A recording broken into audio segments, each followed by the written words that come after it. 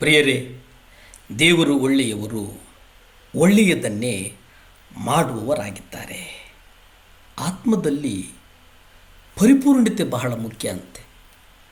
ಯಾಕೋಬನು ಹೀಗೆ ಹೇಳ್ತಾನೆ, ನರಮನುಷ್ಯನು ಪ್ರತಿಯೊಂದು ಪ್ರಾಣಿಯನ್ನು ಹತೋಟಿಗೆ ತಂದಿದ್ದಾನೆ, ಆದರೆ ಯಾವ ಮಾನವನು ತನ್ನ ನಾಲಿಗೆಯನ್ನು ಹತೋಟಿಗೆ ತರಲಾರನು. ಯಾಕೋಬ ಪತ್ರಿಕೆ 3ನೇ ಅಧ್ಯಾಯ 7-8 ನೋಡಿ.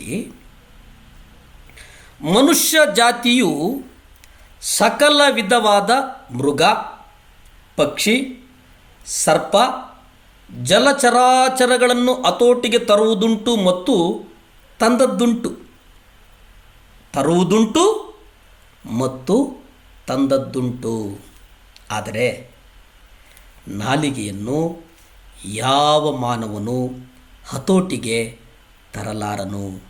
ಅದು ಸ್ವಾಧೀನವಾಗದ ಕೆಡುಕಾಗಿದೆ, ಮರಣಕರವಾದಂಥ ವಿಷದಿಂದ ತುಂಬಿದೆ. ಪ್ರಿಯರೇ, ಇಲ್ಲಿ ಗಮನಿಸಿ, ನಾಲಿಗೆ ಹತೋಟಿಗೆ ತರುವುದಕ್ಕೆ ಸಾಧ್ಯವೇ? ನಾಲಿಗೆಯನ್ನು ಯಾವ ಮಾನವನು ಹತೋಟಿಗೆ ತರಲಿಲ್ಲ. ಅದು ಸ್ವಾಧೀನಕ್ಕೆ ಕೆಡುಕಾಗಿದೆಯಂತೆ. ಈ ನಾಲಿಗೆ ಮರಣಕರವಾದಂಥ ಒಂದು ವಿಷದಿಂದ ತುಂಬಿದೆಯಂತೆ. ಅದಕ್ಕೆ ಸತ್ಯವೇದದಲ್ಲಿ ನಾವು ನೋಡ್ತೇವೆ, ಜೀವನ್ ಮರಣಗಳು ನಿನ್ನ ನಾಲಿಗೆಯ ವಶ ಎಂಬುದಾಗಿ. ಎಷ್ಟು ಚೆನ್ನಾಗಿದೆ ನೋಡಿ. ಜೀವ ಮತ್ತು ಮರಣಗಳು ಎಲ್ಲಿ ಅಡಗಿದೆ ಅಂತಂದರೆ, ಜೀವನ್ ಮರಣಗಳು ನಿನ್ನ ನಾಲಿಗೆಯ ವಶವಂತೆ. ಯಾಕೋಬನು ಹೀಗೆ ಹೇಳ್ತಾನೆ, ಅಂದರೆ ಯಾವ ಮಾನವನು ನಾಲಿಗೆಯನ್ನು ಹತೋಟಿಗೆ ತರೋದಕ್ಕಾಗಿಲ್ಲ, ಆದರೆ ಪವಿತ್ರಾತ್ಮನು ಮಾತ್ರ ಮಾಡಬಲ್ಲನು. ನೀವು ಪವಿತ್ರಾತ್ಮನಿಂದ ತುಂಬಲ್ಪಟ್ಟಿದ್ದರೆ ಆತನು ನಿಮ್ಮ ನಿಮ್ಮ ನಾಲಿಗೆಯನ್ನು ಮತ್ತು ನಿಮ್ಮ ನಿಮ್ಮ ಕಣ್ಣುಗಳನ್ನು ನಿಯಂತ್ರಣ ಮಾಡುವಂಥ ಶಕ್ತಿಯನ್ನು ಕೊಡ್ತಾನೆ. ಯೆಶಾಯ ಗಮನಿಸಿ.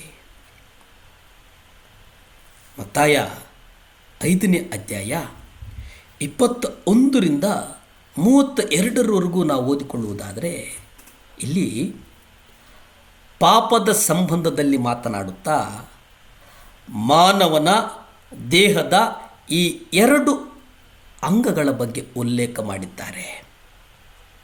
ಒಂದು, ನಾಲಿಗೆಯಿಂದ ಮಾಡುವ ಪಾಪ. 2, ಕಣ್ಣುಗಳಿಂದ ಮಾಡುವಂಥ ಪಾಪ. ಇವೆರಡೂ ಅತಿ ಹೆಚ್ಚು ಪ್ರಾಮುಖ್ಯವಾದದ್ದು ಪ್ರಿಯರೇ, ಅತಿ ಹೆಚ್ಚು ಪ್ರಾಮುಖ್ಯವಾದದ್ದು.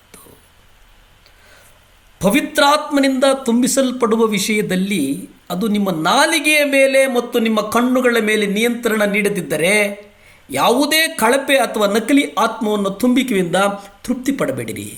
ದೇವರ ಮುಂದೆ ಹೋಗಿ ಹೀಗೆ ಪ್ರಾರ್ಥಿಸಿರಿ, ಸ್ವಾಮಿ, ನನ್ನಲ್ಲಿ ನಕಲಿ ಆತ್ಮವಿದೆ. ನಾನು